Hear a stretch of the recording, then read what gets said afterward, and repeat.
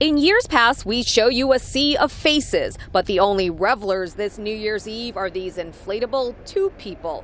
The steel barriers are up, but there's no real people to hold back. The ongoing coronavirus pandemic has shut down Times Square to the public. It's impossible to maintain social distancing in these big crowds we've become accustomed to seeing packed into the crossroads of the world. Visitors we found just outside the perimeter seemed excited just to be in New York City. 2020 was a year to remember, so we figured we would end it off with a bang. So, it is a little bit different, but I'm here with my kids and we're going to enjoy either way.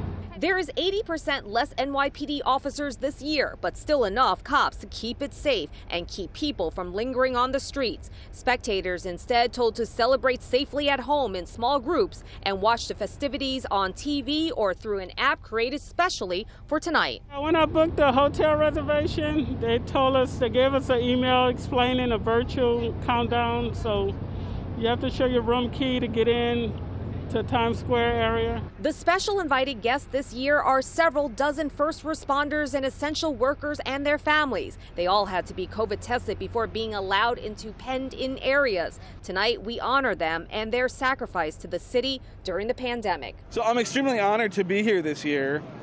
Not only do I feel I'm representing, myself and, the first responders of New York City, but New Jersey and even the world. While the revelers have been kept away, the iconic ball drop will not be any less symbolic or dazzling. 12 feet in diameter, weighing 6 tons with 32,000 LED lights to brighten what has been a very dark 2020.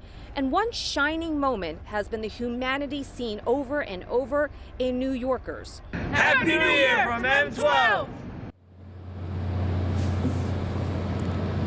Yeah, and those three there, just three members of New York Strongest, which is, of course, the Department of Sanitation of the City of New York. They're also essential workers that kept the city going throughout the shutdown, and they're going to be the ones doing this massive cleanup after this big celebration is over. Of course, this year will be a little bit less of a cleanup because there is just less people. So all systems a go. The ball has been tested and the 1+ ton of confetti is ready to drop. We are all ready to turn the page on 2020 and welcome in 2021.